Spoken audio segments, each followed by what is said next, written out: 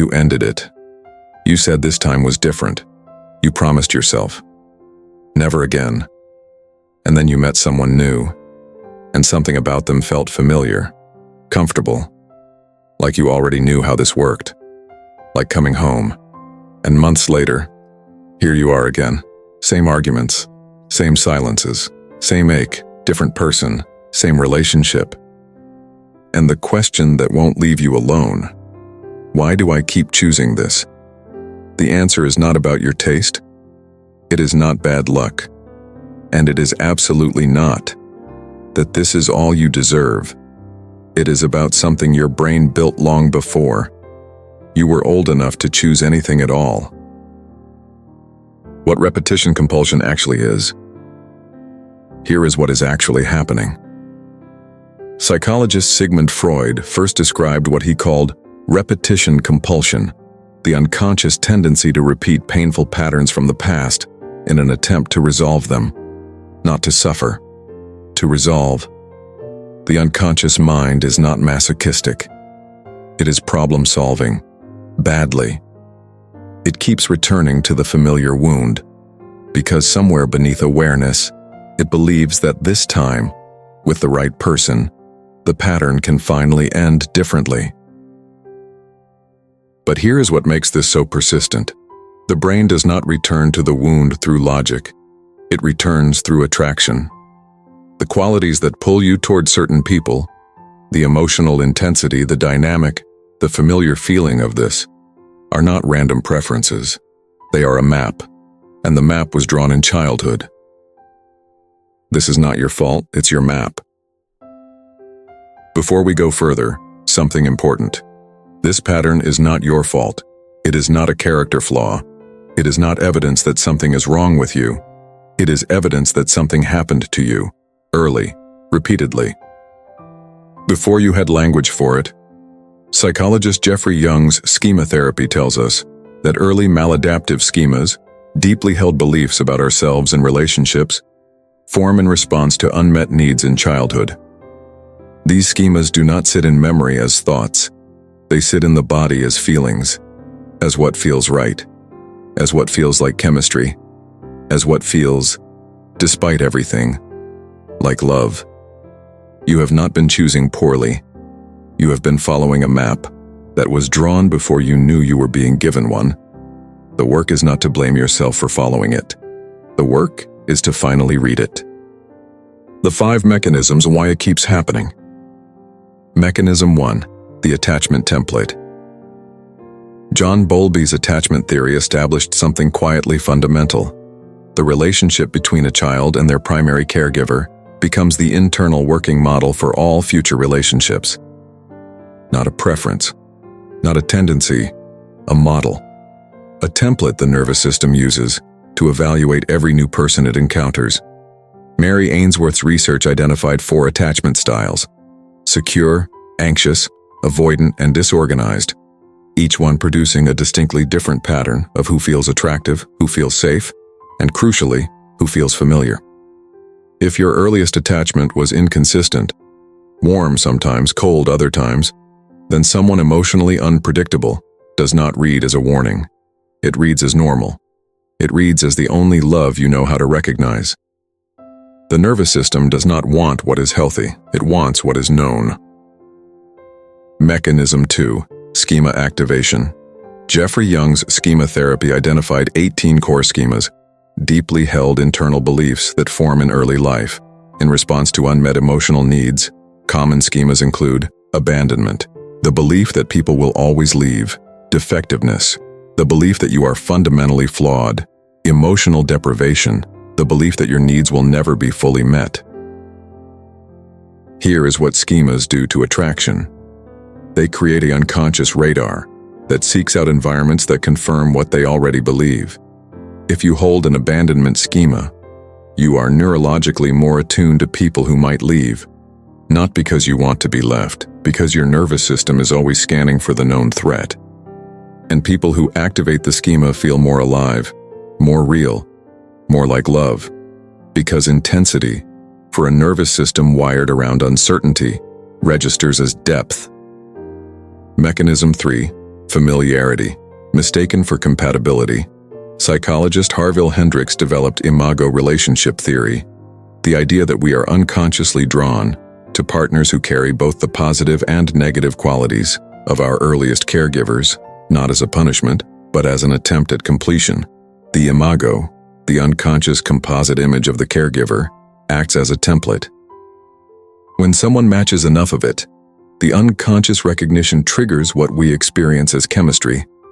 This is why someone can feel instantly familiar, like you have known them before. Like this is exactly what love is supposed to feel like, because neurologically, it is familiar. It maps onto the earliest emotional blueprint you have. The feeling of coming home and the feeling of being in danger can, in a dysregulated nervous system, produce the exact same internal sensation.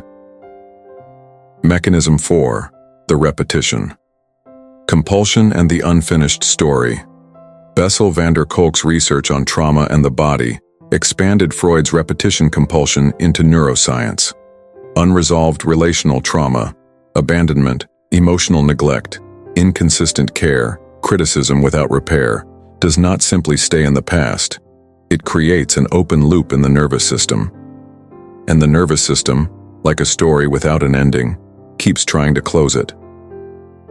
It does this by recreating the conditions of the original wound in new relationships, hoping, beneath conscious awareness, that this time the story ends differently, this time the person stays, this time the love is consistent, this time the ending heals the beginning.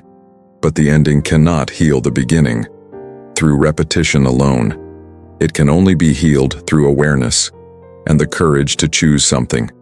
The nervous system does not yet know how to call familiar.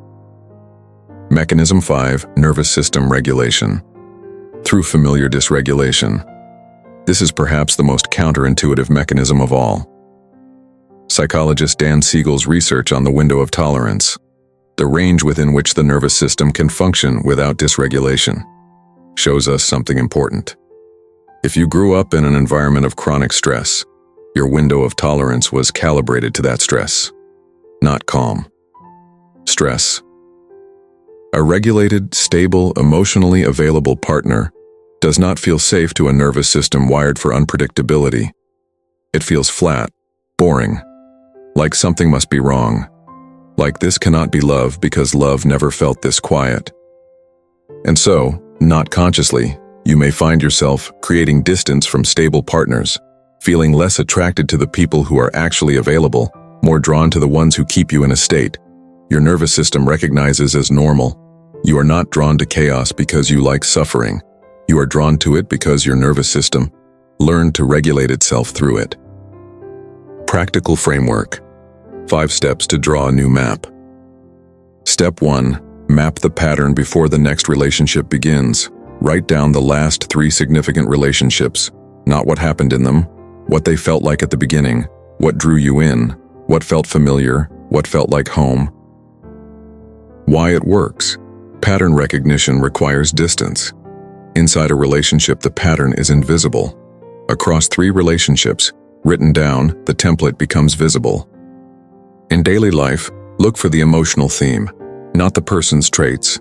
The theme will be consistent even when the people are entirely different. Step 2. Identify your core schema. Jeffrey Young's schema questionnaire is freely available online. The goal is not diagnosis, it is orientation. Which core belief is running your attraction? Why it works. Schemas operate below awareness. Named, they lose some of their automatic power. You cannot interrupt a pattern you cannot yet see. In daily life, notice which fear is loudest in your relationships. Fear of being left, fear of being too much, fear of never being truly known. That fear is the schema pointing at its origin. Step 3. Learn to distinguish familiar from healthy. The feeling of chemistry, the pull, the electricity, the sense of this is it, is neurological data, not romantic truth. Why it works.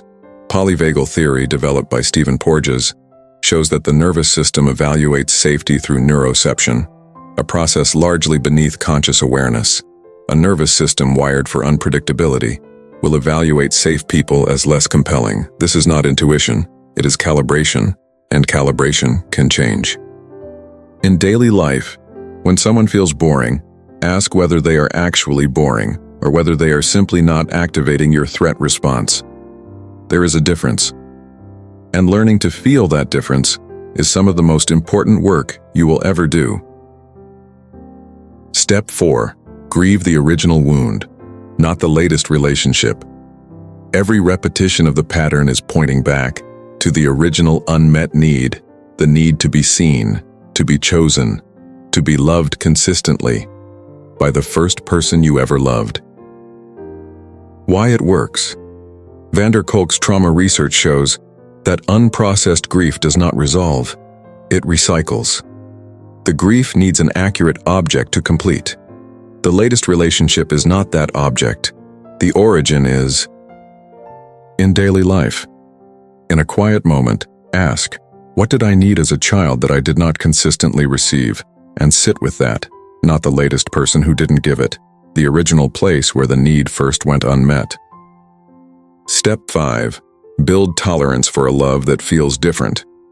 The goal is not to find the right person.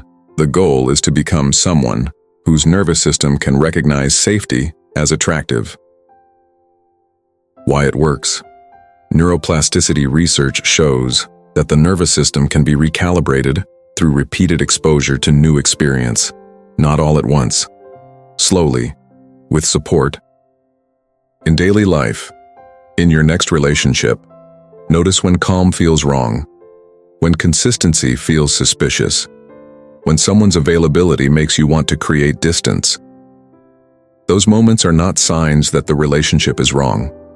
They are signs that your nervous system is encountering something it was not raised to recognize as love. Stay with the discomfort. Let it teach you a new map. The pattern ends where awareness begins.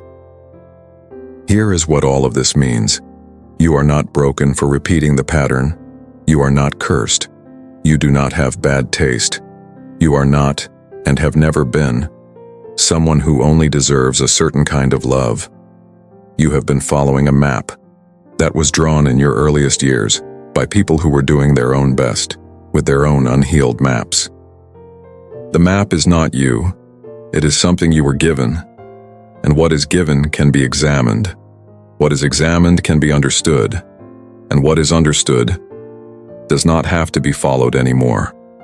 The next person you meet who feels familiar, pause, not because familiar is always wrong, but because now you know what familiar might mean.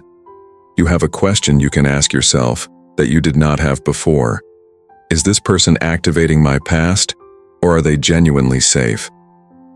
That question is not small. That question is the beginning of a different story, one you write, not one that writes you. The pattern ends where awareness begins, and awareness, right now, is exactly where you are.